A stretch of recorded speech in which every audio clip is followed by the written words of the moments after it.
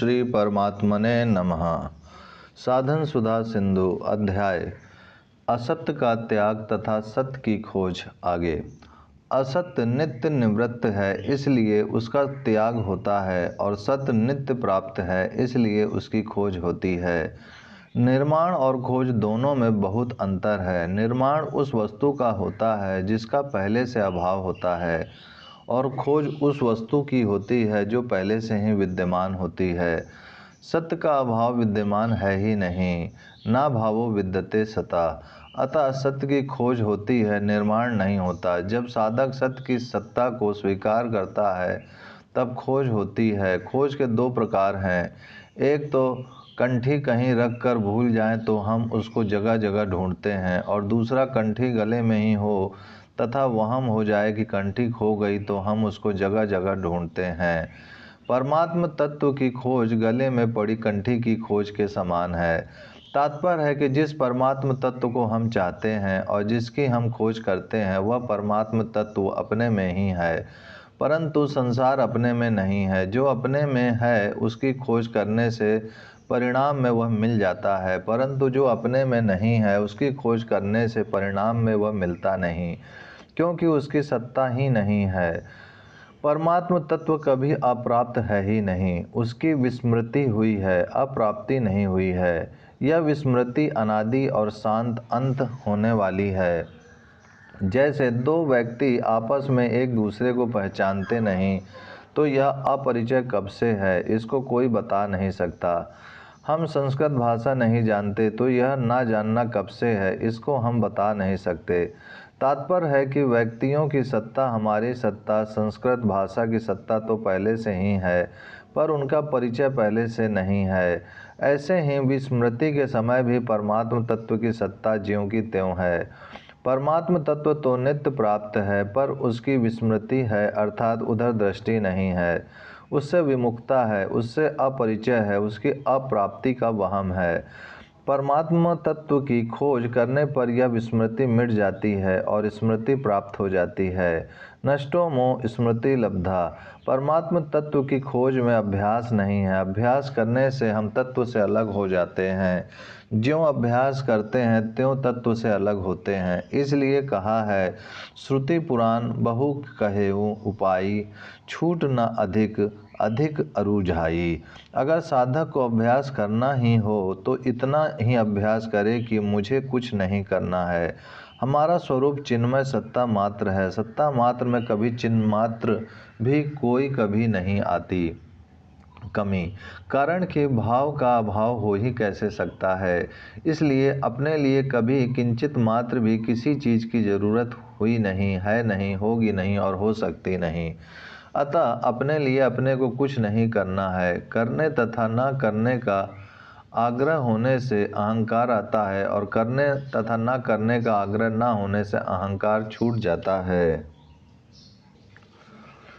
असत्य के संग के बिना स्वरूप कुछ कर सकता ही नहीं, क्योंकि स्वरूप में कर्तृत्व है ही नहीं। समाधि में भी असत्य का संग रहता है, जिसके कारण समाधि और उत्थान ये दो अवस्थाएं होती हैं। परंतु कुछ न करने में असत्य का संग नहीं है। पहले भी कुछ नहीं था, पीछे भी कुछ नहीं रहेगा, अतः अभी भी कुछ नहीं है। कुछ नहीं रहना निरंतर है। घोर से घोर प्रवृत्ति में भी निवृत्ति निरंतर है। इस निवृत्ति को अर्थात कुछ नहीं करने को ही परम विश्राम कहा गया है। पायो परम विश्रामो। श्रम का तो आदि और अंत होता है, पर विश्राम का आदि और अंत नहीं होता। विश्राम निरंतर रहता है। श्रम के समय भी विश्राम ज्यों का त्यों रहता है, परंतु हमारी दृष्टि श्रम पर ही रहती है, विश्राम की तरफ नहीं रहती। असत्य का सर्वथा त्याग होने पर नित्य प्राप्त विश्राम की प्राप्ति हो जाती है। वास्तव में असत्य के त्याग में ही सत्य की खोज निहित है। ज्ञान भी असत्य का ही होता है, सत्य का नहीं। असत्य को असत्य रूप से जानना ही ज्ञान है। ज्ञान से असत्य की निवृत्ति हो जाती है और सत्य ज्यों का त्यों शेष रह जाता है, क्योंकि सत्य नित्य प्राप्त है। असत्य की मानी हुई सत्ता और महत्ता ही नित्य प्राप्त सत्य के अनुभव में बाधक है। अतः सत्य की प्राप्ति तो स्वतः सिद्ध है, कमी असत्य के त्याग की ही है। सत्य की प्राप्ति नहीं होती, प्रत्युत असत्य की निवृत्ति होती है।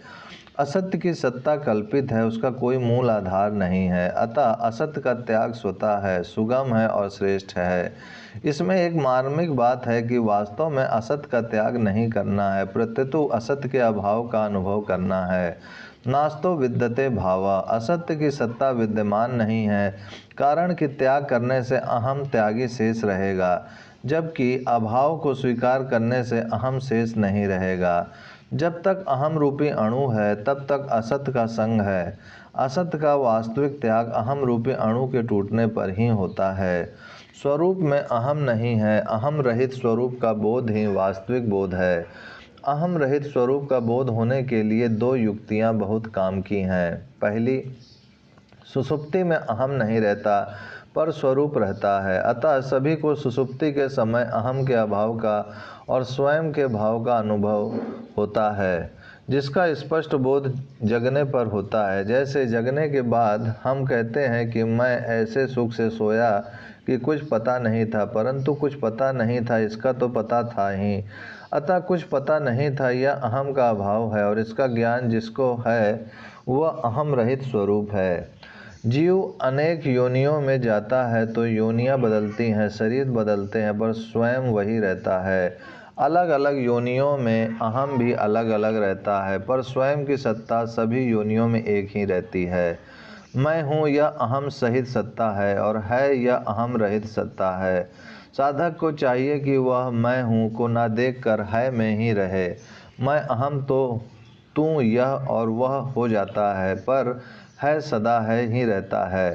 तात्पर्य है कि मैं तो बदलता है, पर है नित्य ज्यों का त्यों रहता है। परंतु जब तक मैं रहता है तब तक है का अनुभव नहीं होता, प्रत्युत हूँ का ही अनुभव होता है। हूँ में मैं असत का अंश भी है और है सत्य का अंश भी है, परंतु मैं की मुख्यता रहने के कारण है गौण हो जाता है। तात्पर्य है कि मैं का संस्कार मुख्य होने से अंतःकरण में मैं ही छाया रहता है, जिससे है का अनुभव नहीं होता। इतना ही नहीं, मैं की मुख्यता होने से है भी मैं के आश्रित दिखता है, जो कि वास्तव में है नहीं। जब साधक यह अनुभव कर लेता है कि मैं एक देशीय दृश्य दिखने वाला और गे जानने में आने वाला है, तब आकाश में तारे की तरह मैं अल्प हो जाता है, अर्थात मैं की मुख्यता मिट जाती है। मुख्यता मिटने पर मैं गौण हो जाता है और है मुख्य हो जाता है कि मुख्यता होने पर मैं की कृत्रिम सत्ता लुप्त हो जाती है, क्योंकि जो अल्प होता है वह मृत होता है। मैं के मिटने पर हूँ है में परिणत हो जाता है, जो कि पहले से ही है। तेरा साहिब है घट माही, बाहर नैना क्यों खोले।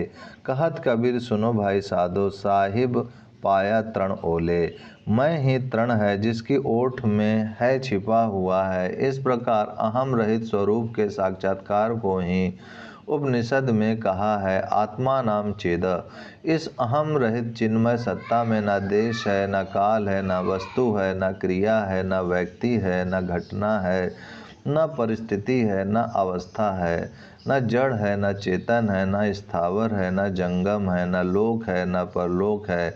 कुछ नहीं है, केवल चिन्मय सत्ता मात्र है। इस चिन्मय सत्ता में सबकी स्वतः स्वाभाविक स्थिति है। सत्ता में स्वतः स्वाभाविक स्थिति को ही परम विश्राम, सहज समाधि, सहज अवस्था आदि नामों से कहा गया है। सहज अवस्था स्वतः सिद्ध है, उसमें न प्रयत्न है, न अप्रयत्न है, न करना है, न नहीं करना है, न संयोग है, न वियोग है, न भाव है, न अभाव है, न स्थिरता है, न चंचलता है, न आना है, न जाना है। यह सहज अवस्था कभी बनती बिगड़ती नहीं। चाहे महाप्रलय हो जाए, चाहे महासर्ग हो जाए, चाहे करोड़ों ब्रह्मा जी बीत जाए, पर सहज अवस्था ज्यों की त्यों रहती है। इस ज्ञान का आश्रय लेकर जो मनुष्य मेरी सधर्मता को प्राप्त हो गए हैं, वे महासर्ग में भी उत्पन्न नहीं होते और महाप्रलय में भी व्यथित नहीं होते। भगवान ने बहुत ही मार्मिक बात कही है, नास्तो विद्यते भावो, ना भावो विद्यते सता। असत्य की सत्ता विद्यमान नहीं है, अर्थात असत्य नित्य निरंतर निवृत्त है, और सत्य का अभाव विद्यमान नहीं है, अर्थात सत्य नित्य निरंतर प्राप्त है। सत्ता एकमात्र सत्य तत्व की ही है, असत्य की सत्ता है ही नहीं। सत्य ही सत्य है, असत्य है ही नहीं। जो निरंतर बदल रहा है तथा नाश की तरफ जा रहा है, उस असत्य की सत्ता हो ही कैसे सकती है। जो भी सत्ता और महत्ता दिखने में आती है, वह सब सत्य के कारण ही है। एक मार्मिक बात है कि सत्य ही असत्य को सत्ता देता है, कारण कि सत्य असत्य का विरोधी नहीं है। प्रत्येतो सत्य की जिज्ञासा असत्य की विरोधी है। इसलिए ज्ञानी महापुरुष अज्ञानी से द्वेष नहीं करते, प्रत्येतो उनका भी आदर करते हैं। ब्रह्मा जी भगवान से कहते हैं, यह संपूर्ण जगत स्वप्न की तरह असत्य ज्ञान रूप तथा दुख पर दुख देने वाला है। आप परमानंद ज्ञान स्वरूप तथा अनंत हैं। यह माया से उत्पन्न है, माया में विलीन होने पर भी आप में आपकी सत्ता से सत्य के समान प्रतीत होता है। यदि असत्य सृष्टि की सत्ता को माने तो भी उसका सनातन तथा अव्यय बीज सत्य ही है। यदि असत्य की सत्ता न माने तो उसका बीज भी नहीं है, प्रत्यतु केवल सत्य ही सत्य है। वासुदेवा सर्वम। सत्य तत्व में न आकर्षण है, न विकर्षण, न उपरति है, न आसक्ति, न सकाम भाव है, न निष्काम भाव, न पूर्णता है, न अपूर्णता, केवल सत्य ही सत्य है।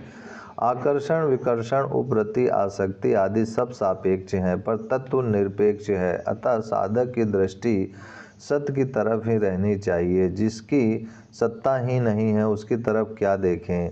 जब सत्य के सिवाय कुछ है ही नहीं, तो फिर इसमें क्या अभ्यास करें, क्या चिंतन करें। इसमें ना कुछ करना है, ना कुछ सोचना है, ना कुछ निश्चय करना है, ना कुछ प्राप्त करना है, और ना कुछ निवृत्त करना है। अतः असत्य की निवृत्ति करनी ही नहीं है, क्योंकि असत्य नित्य निवृत्त है, और सत्य की प्राप्ति करनी ही नहीं है, क्योंकि सत्य नित्य निरंतर प्राप्त है। ऐसा विचार करके चुप हो जाएं, कुछ भी चिंतन ना करें, न संसार का चिंतन करें, न परमात्मा का चिंतन करें, क्योंकि चिंतन करने से हम संसार के साथ जुड़ते हैं और परमात्मा से दूर होते हैं।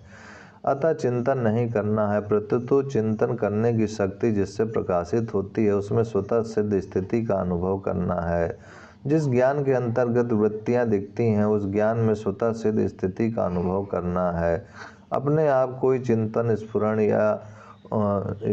स्फुरण आ जाए तो उसकी तरफ ख्याल ना करके उसकी उपेक्षा कर दें। जैसे जल के स्थिर शांत होने पर उसमें मिली हुई मिट्टी अपने आप नीचे बैठ जाती है, ऐसे ही चुप होने पर सब विकार अपने आप शांत हो जाते हैं।